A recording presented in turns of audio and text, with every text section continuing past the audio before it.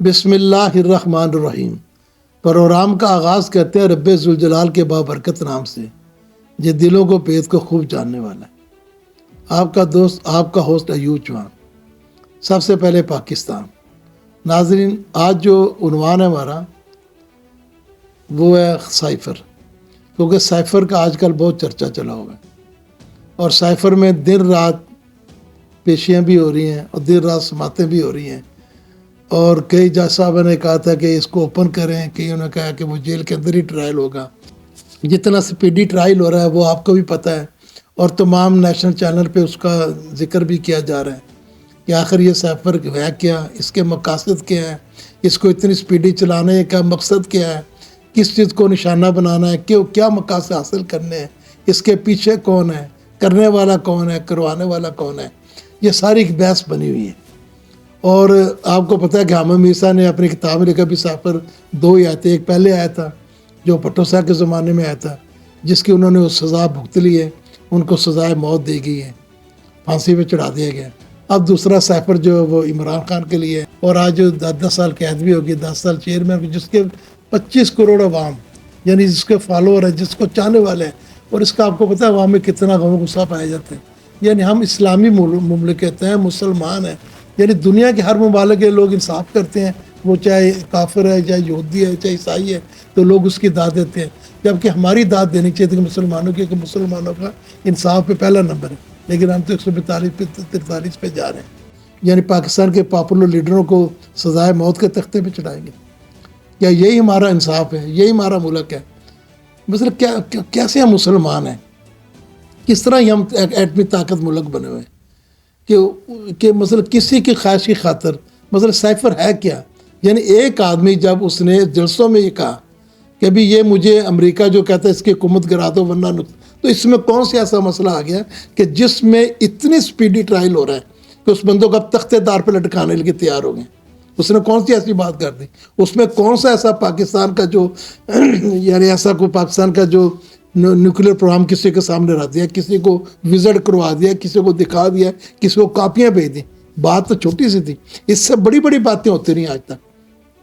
آج ابھی کل کے جلسے میں نواز شریف نے پھر ایک دفعہ کہا کہ مجھے امریکہ نے $5 ارب کی آفر کی تھی کہ ایٹمی دھماکہ نہ کرو۔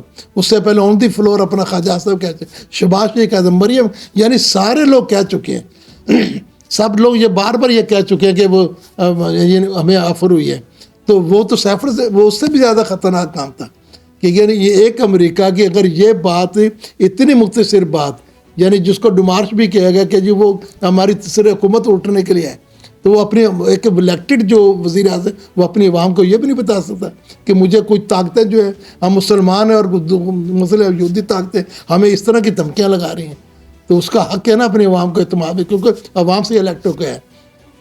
اور دوسری طرف وہی وہ دوسرے پہلے وزیر اعظم وہ بھی سب کچھ کہہ رہے ہیں کہ جی امریکہ اپنا ہمیں $5 ارب کی آفر کی تھی، یہ کی تھی وہ، لیکن اس کے لیے آج تک کوئی بندہ، یعنی اپنے لیے آپ دوسرے کے لیے تو اس طرح نہیں ہوتا کہ جیسے پنجابی کہتے ہیں ننا منگے ریوڑیاں موڑ موڑ اپنیاں نو، تو اس طرح نہیں معاملہ ہوتا۔ یہ سارے ہم مسلمان ہیں، سب پاکستانی ہیں، یہ ملک ہمارا ہے۔ اس ملک میں ایسی تفریح نہیں کہ ہم کو بنگلہ دیش میں نہیں رہ رہے، ہم کو مقبوضہ کشمیر میں نہیں رہ رہے، ہم کو فلسطین میں نہیں رہ رہے کہ مسئلہ ایک کے ساتھ ایک سلوک کیا جائے، دوسرے کا دوسرا سلوک کیا جائے۔ بھلے جس نے جو کام کیا، جو جس کی سزا بنتی وہ تو دی جائے، لیکن یہ تھوڑا ہوتا ہے کہ مسئلہ کسی کو خوش کرنے کے لیے، کسی بندے کو راضی کرنے کے لیے آپ اپنے بندوں کی قربانیاں اور اپنے بندوں کو پینٹ چڑھانا شروع کر دیں۔ تو ایک بہت بڑی پارٹی کا لیڈر جس کو پاکستان کے طول و عرض میں، یعنی 4 5 6 صوبوں میں، یعنی اس کے تمام ووٹر ہیں، ووٹر نکلتے ہیں، یعنی ہر چیز پابندی ہونے کے بعد آپ نے دیکھ لیا، اس کے ایک آواز کال تھی کہ نکلیں، سب نکل آئے، اس کے بعد جو ان کے ساتھ ہوا سب کو پتہ ہے۔ تو کہنے کا مقصد یہ ہے کہ اب بچہ اور ہر ریڑھی بان سے لے کے ان پڑھ، جاہل، پڑھے لکھے، وکلا، سب لوگ جو ہے نا وہی کہہ رہے ہیں کہ یہ جو پاکستان ہے اب کسی دلدل کی طرف دھکیلا جا رہا ہے۔ یعنی اگر ایک عام آدمی کی یہ سوچ ہے تو کمال ہے، پاکستان میں اتنے پڑھے لکھے لوگ ہیں، بیوروکریٹس ہیں، ججز ہیں، اس کے بعد اپنا اسٹیبلشمنٹ ہے، اور بہت سارے لوگ ہیں جن کے ہاتھ میں ملک کی باغ ڈور ہے، کیا ان کو نہیں پتہ کہ کیا نقصان ہو رہا ہے؟ یعنی 2 کروڑ جو ووٹر ہے نیا نوجوان وہ کیا سوچ رہا ہوگا کہ میں کس کو ووٹ ڈالوں کیا کروں. تو اس طرح نہیں ہوتا. مسئلہ کہ پہلے بھی لوگوں کے نشان ایک دفعہ چھینا گیا لیکن اس کو متبادل نشان دے دیا گیا اور اس کے بعد اس کو بالکل اپنا حق رائے کا پورا حق تھا. لیکن اس دفعہ تو نشان چھین لیا پھر دوسرے نشان دے دیے. اب پھر ان کے جو لوگ اندر چلے گئے سیکنڈ جنریشن اندر چلے گئے اور پرچے پہ پرچے دیے جا رہے ہیں. اور مسئلہ کیا ہے جی یہ جی اپنا اس کے لیڈر کو ختم کرنا ہے.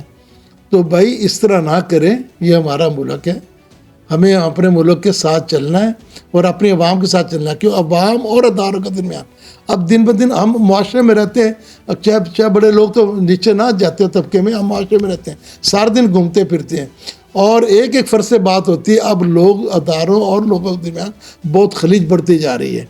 جو ججز کے فیصلے آ رہے ہیں لوگ ان کو بھی دیکھ رہے ہیں کس انداز سے آ رہے ہیں اور جو باقی جو پکڑ دکڑ ہو رہی ہے جو انتظامیہ کر رہی ہے جو نگران حکومتیں کر رہی ہیں یہ ایسا کبھی کسی موضوع معاشرے میں نہیں ہو اور خاص طور پہ مسلم معاشرے میں نہیں ہوتا.